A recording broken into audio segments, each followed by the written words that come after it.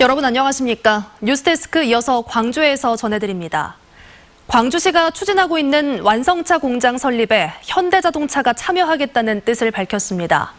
투자가 성사된다면 일자리 창출과 광주형 일자리 확산은 물론 지역 경제에도 긍정적인 효과가 기대됩니다. 먼저 김인정 기자가 보도합니다. 현대자동차가 광주시에 사업 참여 의향서를 보내왔습니다. 광주시가 빅그린 산단의 설립을 추진하는 완성차 공장에 여러 투자자 중의 일원으로 지분을 투자할 뜻이 있다는 내용입니다. 구체적으로는 경제성 있는 신차를 개발해 광주 공장에서 위탁 생산하고 생산 규모는 시장 수요를 고려해 합리적인 수준으로 논의하겠다고 밝혔습니다. 구체적인 규모를 밝히지는 않았지만 연간 10만 대 규모에서 논의가 시작될 것으로 전해졌습니다. 현대차가 포함된 합작법인에 광주시는 대주주로 참여하고 광주형 일자리 모델도 적용하기로 했습니다. 사회적 대타협을 바탕으로 노동자에게 4천만 원대의 적정 임금을 제공하되 주거나 의료, 교육 등을 지원하는 방식입니다.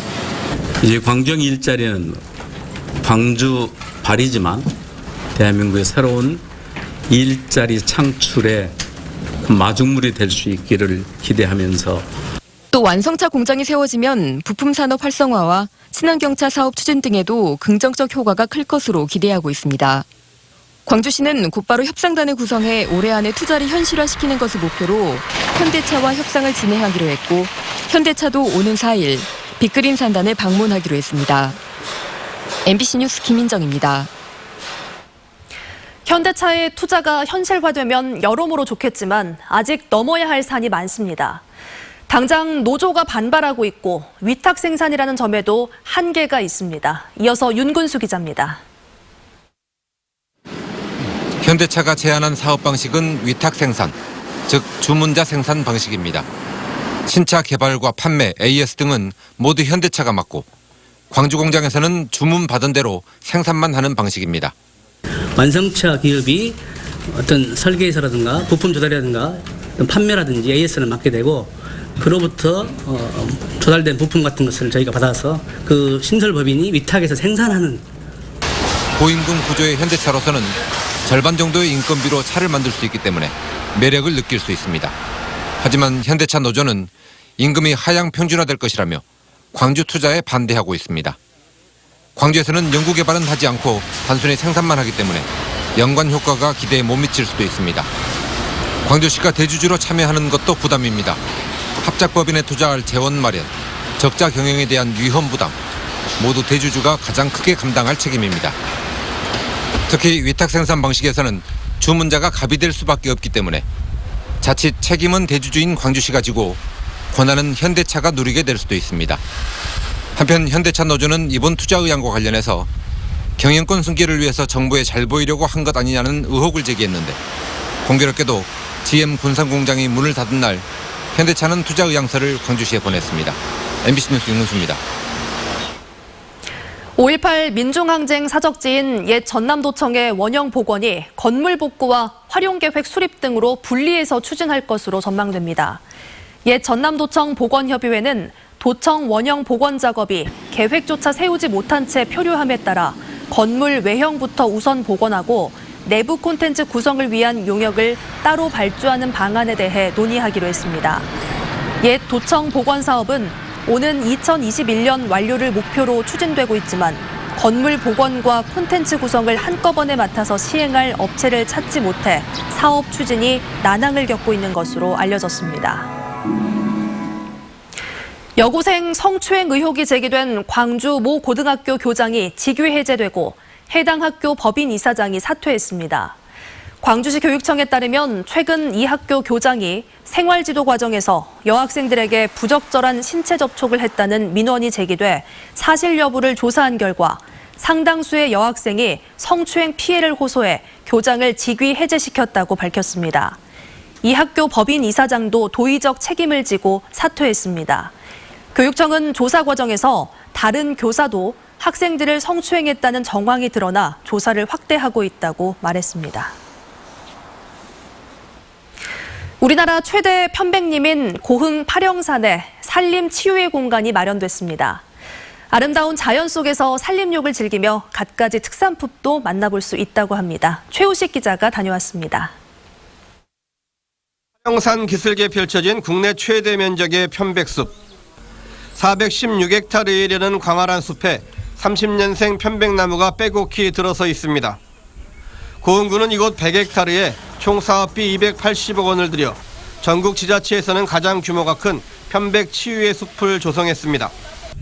유자와 편백, 석류 등 고흥 지역 특산품을 접목한 수치유동, 강당과 쉼터, 음식 체험실 등도 목조 건축 양식이 돋보이는 조형미까지 갖췄습니다. 건물 전체의 내벽을 편백나무로 마감했고 나사못이나 꺽쇠 등 철제 부품은 겉으로 전혀 드러나지 않도록 세심한 부분까지 신경을 썼습니다. 특히 수출실에 들어가면 이게 접합부라든지 철물들이 전혀 없습니다. 이연 부위가. 그리고 강당동에 가면은 이 구조가 특이합니다. 테라피 센터와 명상오두막, 전망 데크 등 자연을 살리면서 인공은 최소화한 친환경 시설물들이 아늑하게 설치됐습니다. 치유의 숲의 백미인 숲길은 국내에서는 처음으로 노르딕 워킹 전문 코스가 만들어졌습니다. 초급, 중급, 고급 코스로 전체 10.5km의 전문 치유의 숲길은 올 연말 완공될 예정입니다. 고흥의 편백숲을 모르시는 분들이 많기 때문에 여기를 전국적으로 이렇게 알리는 계기도 마련할 뿐더러 오시는 분들이 각종 산림 치유와 또 고흥만의 유일한 노르딕 워킹 코스를 특히 편백숲길은 지형과 식생, 산림 분포 등을 고려해 치톤 피드가 가장 많이 나오는 코스에 설계됐습니다. 화령산 편백 치유의 숲은 천혜의 자연을 활용한 힐링과 치유의 장소로 지역의 새로운 명소가 될 전망입니다. MBC 뉴스 최우식입니다. 광주시 교육감 선거에 출마한 이정선 후보가 고등학교 선지원 비율을 40%로 확대하겠다는 공약을 내놨습니다. 이정선 후보는 고등학교 배정을 할 때 학생의 선택권이 보장될 수 있도록 고교 선지원 비율을 40%까지 확대하겠다고 밝혔습니다. 이 후보는 현재 광주의 고교 배정 방식은 선지원 20%, 후지원 80%로 조정되면서 학생의 학교 선택권이 매우 제한돼 있다고 설명했습니다. 6월 13일에 치러지는 광주 북구청장 선거와 남구청장 선거에 출마하는 후보자 토론회가 내일 광주 MBC에서 방송됩니다. 오전 10시에 방송되는 남구청장 후보자 토론회에서는 더불어민주당 김병래 후보와 민주평화당 박용권 후보, 무소속 최진 후보와 김귀봉 후보가 출연해 정책 대결을 펼칩니다. 이어 오전 11시 40분에 열리는 북구청장 후보자 토론회에는 더불어민주당 문인 후보, 민주평화당 이은방 후보가 참석해 자질과 능력을 겨룹니다. 직립한 세월호에서 유류품들이 잇따라 발견되고 있는 가운데 디지털 기기들의 데이터 복원이 시도됩니다. 세월호 선체조사위원회는 지난 10일 이후 세월호 객실 등에서 휴대전화와 카메라 등 디지털 기기가 10여 점 발견됐고 참사 당시 상황을 확인하기 위해 데이터 복구 작업을 업체에 의뢰했다고 밝혔습니다. 해당 업체는 앞서 세월호 화물칸에서 발견된 차량 블랙박스 영상을 복원했던 곳으로 추가 발견된 기기의 부식이 심각하지만 준비 작업에 착수했다고 밝혔습니다. 우편집본을 보잖아요. 광주와 전남 일부 지역에 올해 첫 폭염주의보가 발효되고 주말 내내 무더운 여름 날씨가 이어지겠습니다. 광주지방기상청은 내일 오전 11시를 기해 광주와 전남 나주, 곡성, 구례, 화순 등에 폭염주의보를 발효한다고 밝혔습니다. 폭염주의보는 일 최고 기온이 33도 이상인 상태가 이틀 이상 이어질 것으로 예상될 때 발효됩니다. 한편 오늘 낮 최고 기온은 나주 33.9도, 담양과 구례 32.3도, 광주 31.9도 등을 기록했습니다. 광주 전남 지역의 소비자 물가지수가 상승했습니다. 호남지방통계청에 따르면 5월 소비자 물가지수는 광주는 104.37, 전남은 104.55로 1.5%, 1.4% 상승했습니다.